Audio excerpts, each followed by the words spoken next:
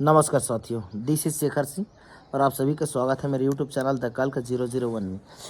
साथियों, जैसा कि हम कल की वीडियो में आपको बताए थे कि हम अभी नर्मदेश्वर धाम आए हैं और ये जो महादेव नर्मदा माता है और महादेव नर्मदा का उद्गम स्थल है ये अमरकंटक नर्मदेश्वर।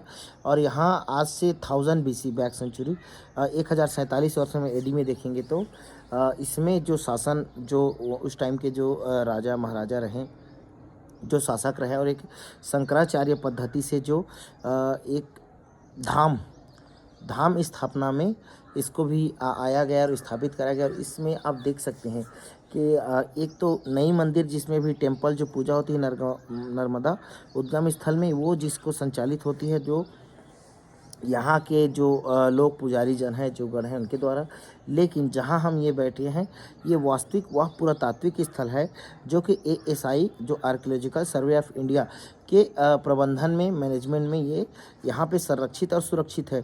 जो हमारी हेरिटेज है, हमारी जो इतिहास है, उसको किस तरीके से और जिस तरीके से आप देख सकते हैं कि ये मतलब कुछ इतनी हाई क्वालिटी की नहीं, लेकिन ये ग्रेनाइट पत्थर की जो ये बनी है।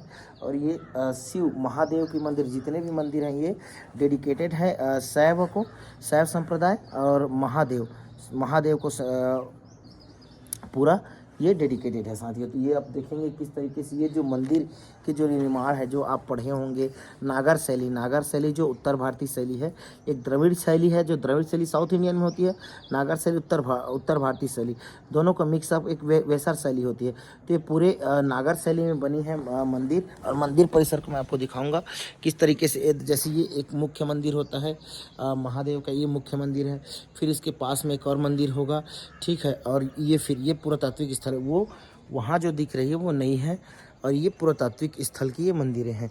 और इसमें जो पंचायतन नागर शैली में अक्सर आप देखते हैं कि पंचायतन स्टाइल का शैली में स्किल होता है, जैसे 5 और देवों का जो वो, तो वहाँ पे आप देख सकते हैं वो पूरी पंचायतन जो शैली में पूरी संरचना में इंफ्रास्ट्रक्चर जो यहाँ जो अवसंरचना उस टाइम में 1047 AD का है, ठीक है। और इसको अच्छे से प्रिजर्व करके रखा गया है। आप देख सकते हैं इधर इसको गार्डन भी बनाया गया है अच्छे से।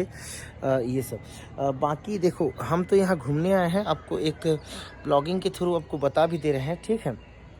ये मध्य प्रदेश में है, ठीक है। आप छत्तीसगढ़ से भी आएंगे तो पास ही पड़ता है इधर से एक रूट पे। और आप देखेंगे ये है मंदिर पूरी। ऊपर देखेंगे आप, ये देखो वो कलश है, ऊपर सबसे ऊपर कलश है, वो गुंबद नुमा संरचना है पूरा। ये हमारा नागर शैली का है जो उत्तर भारतीय शैली। ये बीच में देखो अलग 2-3 मंदिरें बनाई जाती है इस शैली में, साथ में एक साथ रहती है। और पंचायतन स्टाइल का उपयोग, जिसमें 5 और देवी देवताएं साथ में रहते हैं, जो उनके रक्षक हैं, बाहुक हैं, द्वारपाल हैं, इन सब चीज़ें यहाँ पर होती है। तो ये तो सारी चीज़ें हैं। चलिए, हमने मंदिर के बारे में हल्का ब्रीफ में आपको बताया। अब थोड़ा बैठते हैं हम, आपको आपसे कुछ अपने जो एजेंडा है, जो मुख्य एजेंडा है, हम इस पे बात करेंगे। तो साथियों, हम जो हो आज यहाँ बैठे हैं, ठीक है, थोड़ा सा पानी पी लेते हैं।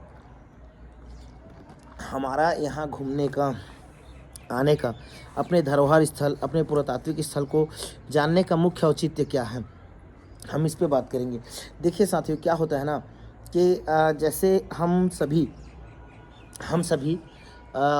मानव हैं, ठीक है। मानव एक मानव धर्म है। मानवता हमें ये सिखाती है सर्वधर्म संभाव। देखो हमारे ऐतिहासिक स्थल, तो ये जो हमारे उस टाइम के राजा महाराजा रहे, जो हमारे गुरुजन रहे, जो हमारे शंकराचार्य रहे, वो कभी भी एक धर्म, एक संप्रदाय, ठीक है, वो अपने पीठ बनाते थे, वो पीठासीन बनते थे, पीठ बनाते थे अपने धर्म को, सत्य सनातन को आगे ले जाने के लिए, अपने कल्चर, संस्कृति, परंपरा को। लेकिन आप अक्सर देखेंगे कभी भी उनके मन में विद्वेष भावना या सांप्रदायिक हिंसक भावना या अन्य जो तबके हैं या अन्य मतांतर में हैं या विभिन्न पंथी हैं, जैसे हमारे इस शैव में भी देखेंगे तो नाथपंथी शैव, और आप कर्नाटक में वीर शैव देखेंगे, बसवन्ना देखेंगे, ठीक है। वैष्णव धर्म में भी बहुत सारे हैं, चैतन्य महाप्रभु से हैं, डायरेक्ट वैष्णव धर्म के हैं, कृष्ण मार्गी हैं, राम मार्गी। तो ये सब वैष्णव, जो विष्णु का अवतार है, वैष्णव धर्म होते हैं। जो शिव का अवतार को फॉलोअर होते हैं, जो शिव को मानने वाले रहेंगे, तो वो शैव संप्रदाय से जाना जाता है। दो, हिंदू में मुख्य रूप से एक शैव और वैष्णव जाना जाता है, जो कि बहुत प्राचीन काल से चला आ रहा है। दोनों एक क्रांति, एक रिवॉल्यूशन की तरह आती है और वह किस तरीके से अपना प्रगति करती है साथियों। तो आप देखेंगे ये सारे जो मोन्यूमेंट्स हैं, जो पुरातात्विक स्थल है, हमारा गौरवपूर्ण इतिहास, हमारी एक सांस्कृतिक एकता और विविधता, यूनिटी एंड डाइवर्सिटी को दर्शाती है। आप जहाँ भी जिस क्षेत्र में जाइए, भारत की जो भौगोलिक स्थिति है, इसीलिए इसको इसी तरह भारत को इसलिए ही केवल स्पिरिचुअल स्टेट नहीं के रूप में जाना जाता कि मंदिरों में बहुत पूजा या अर्चना की जाती है, या लोग बहुत आध्यात्मिक पूजा प्रवृत्ति के हैं, साधु संत प्रवृत्ति के नहीं। ये हमारे प्राचीन काल से हमारी परंपरा, योग शास्त्र, वेद शास्त्र, न्याय शास्त्र, ये हमारे जो संघ दर्शन है, प्राचीन जो 6 संघ दर्शन है, न्याय, कपिल, कणाद का आप देखते हैं, महर्षि का, पतंजलि का, तो ये सारी चीज़ें हमारे वेदांत दर्शन है, हमारे पुराण हैं, गीता है, महाभारत है, ऋग्वेद, हर एक चीज़ों में छलकता है हमारी जो एक मानवता, सत्य, धर्म, सहृदयता, बंधुता की। आज आप जिस तरीके से देखते हैं जो हिंसक उन्मादी लोग बढ़ रहे हैं, आज कल के आपने न्यूज़ में देखा, मैं तो कल रात से यहीं हूँ, कल से, तो जो संभल ग्राम में जो इंसिडेंट हुई, जो घटना हुई, आप देखेंगे तो वहाँ जो उत्तर प्रदेश के जो संभल ग्राम में एक धर्म संप्रदाय के लोगों को देखो, इसमें पुलिस प्रशासन के द्वारा भी जो जागती की गई, गोली मारा गया, 5 मुस्लिम जिसमें मारे गए। ये देखिए साथियों, तो ये हमारे लिए बहुत चिंताजनक की बात है। आज की परिवेश, आज की परिस्थिति, आज की प्राकृतिक जो परिवेश है, जो सत्य धर्म है, जो सनातन को हम इसको ना जानकर हम हिंदू मुस्लिम के प्रोपेगेंडा में हैं। मस्जिद में बार बार आप शिवलिंग ढूंढ कर आपको क्या मिलेगा? क्यों आप चाहते हो कि मस्जिदों में शिवलिंग ढूंढें? हाँ, एक टाइम में एक संप्रदाय, एक देखो, हर धर्म संप्रदाय अपना हेजेमनी चाहता है, अपनी प्रधानता चाहता है। तो एक टाइम में मुगल शासक सुल्तान आए, तो उन्होंने कुछ अपने धर्म प्रचार के लिए भी उन्होंने कुछ अपने स्थापना, अपने स्थल, अपने जो हेजेमनी के लिए बनाए। बट आज की स्थिति में क्या वो उचित है कि आपके द्वारा ये कहा जा रहा है कि हमारे कल्कि धाम है, यहीं कल्कि अवतरित होने वाले हैं। कल्कि आपको क्यों वहाँ अवतरित होगा? आपके उन्मादिक हिंसक के लिए होगा। आप तथाकथित हिंदू बनते हैं, नारा लगाते हैं, आप सर्वे रिपोर्ट करते हैं, कोर्ट में जाते हैं, झूठे कुछ भी डाल के, और कोर्ट से आदेश पाकर आप इस तरीके से नारा लगाकर आप उन्मादिक और सांप्रदायिक हिंसा को बढ़ाने का कृत्य करते हैं। तो ये कृत्य कहीं भी किसी भी तरह से औचित्य नहीं है, उचित नहीं है साथियों। तो आप इन चीज़ों को समझे, जाने, जितना से जितना आप अपने अंदर में जितना आध्यात्मिक उत्थान करेंगे, आप जितना अपने आप को जान पाएंगे, समझ पाएंगे, इससे बढ़कर और जो अपने कल्चर, जो संस्कृति शुरू से हमारी सद्भावना की रही है, चाहे वो हमारी सनातन संस्कृति हो, या आपके जो अरबी संस्कृति हो, या आपकी मौर्य जो संस्कृति हो, या दक्षिण में जो द्रविड़ कल्चर है, पाल, चेर, पाल्लव, जो कोई भी वंश है हमारे छत्तीसगढ़, मध्य प्रदेश में कलचुरी जो शासन का ये रहा हो, तो आप जहाँ भी जिस क्षेत्रों में भी देखेंगे, तो वो कोई भी कभी भी वो धर्म के नाम पे लड़ने के लिए, हिंसा को उन्मादी बनाने के लिए नहीं बताता। हाँ, अपने कल्चर, अपने संस्कृति, अपने परिवेश को सहेज कर, संरक्षित कर कर, अपने परंपरा को, ट्रेडिशन को, एक मानव धर्म को, एक प्रकृति प्रेम को, और एक प्रकृति से ही परमेश्वर को मिलना, और इस चीज़ों को बताता है। तो ये चीज़ों को आप जितनी जल्दी समझेंगे, जितनी जल्दी अडाप्ट करेंगे, उतना ही आपके लिए और समाज के लिए, सोसाइटी के लिए, सबके लिए भला होगा, और पूरी प्रकृति परिवेश के लिए। देखो, आप इन चीज़ों को हम हल्के में लेते हैं। बस एक न्यूज़ है, एक हिंसा हो गई, एक सांप्रदायिक हिंसा हो गई, लोग मर गए, हमें क्या फ़र्क पड़ता है? देखो, क्यों फ़र्क ना पड़े? क्यों फ़र्क ना पड़े? क्या आप इस देश के, इस धरती के, इस धरा के, इस पृथ्वी के वासी नहीं है? क्या आपके आने वाले फ्यूचर जनरेशन, जो आपके भविष्य में जो आपके बच्चे, आपकी पीढ़ियाँ दर पीढ़ियाँ आने वाली, क्या या इस नफरती उन्मादिक हिंसा में, या क्या वो सर्वाइव कर पाएगी? उस अस्तित्व को रक्षण हो पाएगा? देखो, आज आप किसी को प्रताड़ित करेंगे, आज आप किसी का शोषण करेंगे, तो कल आपके बच्चों का भी कोई शोषण करेगा, आपके पीढ़ियों का शोषण करेगा। और ये लगातार ये टूटने वाली जो राजनीतिक परिवेश है, ये जो टूटने की लोकतांत्रिक परिवेश है, तोड़ने की राजनीतिक प्रक्रिया, और ये जो पूरे व्यापारिक घराने से लेकर औद्योगिक घराने से लेकर सारे आपके जो एक उपभोक्तावादी संस्कृति बन गई, कंज्यूमरिस्ट टेंडेंसी, और लोगों को धर्म के नाम पे अफीम पिलाकर, इसे मोबिलाइज करके लोगों को मूर्ख बनाया जा रहा है, झूठे प्रोपेगेंडा में भड़काया जा रहा है। वास्तविक धर्म को जानेंगे साथियों, तो आप घूमिए अपने भारत परिवेश में, विश्व स्तर में भारत से सारे यहाँ से धर्म संप्रदाय निकले हैं, यहाँ से बौद्ध निकला है, यहाँ से जैन निकला है, और वो कहाँ कहाँ निकल गया, जापान, चीन आप देखेंगे बौद्ध धर्म, आप जैन धर्म देखेंगे, आप कुछ कुछ भी यहाँ की जितने भी हमारी कल्चर संस्कृति जो डाइवर्सिटी है, ठीक है, यहाँ से शैव वैष्णव परंपरा, आप देखते हैं शंकराचार्य परंपरा यहाँ से निकलती है। आप देखते हैं कि जो चैतन्य महाप्रभु हैं, आप स्वामी परमहंस जो को जानते हैं, श्री रामकृष्ण परमहंस को, स्वामी विवेकानंद को, तो ऐसे ऐसे आपके यहाँ महान लीडर, नेता, धर्मगुरु निकले हैं। और उस देश के वासियों का आज जो आप अपने देश का जो इंसल्ट कराएंगे, अपने देश को बार बार ऐसे न्यूज़ में लाएंगे, और जिस संभल ग्राम में आप कल्कियाँ अवतारित होंगे बोलते हैं और वहाँ ऐसी हिंसा, तो क्या आपको ये जायज़ या सही लगता है?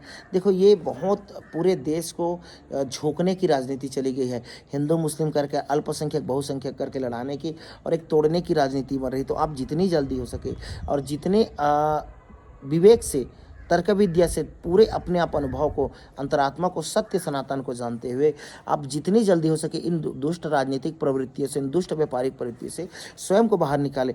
आप देखें, आप अपने देश के हर जगह जो मोन्यूमेंट है, जो पुरातात्विक स्थल है, ये सब घूमें और जाने कि हमारा इतिहास कैसे रही है, हमारी परंपरा, हमारी संस्कृति, हमारी कल्चर क्या रही है, कितनी समृद्ध रही है, कितनी हमारी विरासत इतनी महत्वपूर्ण विरासत रही है कि जो अन्य देशों में, अन्य राष्ट्रों में जो आज बॉर्डर की जो फिलॉसफी आई, जो संप्रभुता की, जो सोवरेनिटी की, जो यथार्थवादी कहते हैं, जो रियलिस्ट व्यू देते हैं, तो इनमें आप जानेंगे हमारे जो संस्कृति कल्चर पूरी अर्थ में, पूरी धरती में एक सहेजने की, सबको वसुधैव कुटुंबकम की, सबको एक परिवार, एक अपना परिवार, भाई बंधु मानकर चलने वाली रही है, जो कि आज इस विकृत छत विचत कर चुकी है आज की जो परिवेश में, आज की जो प्रकृति में।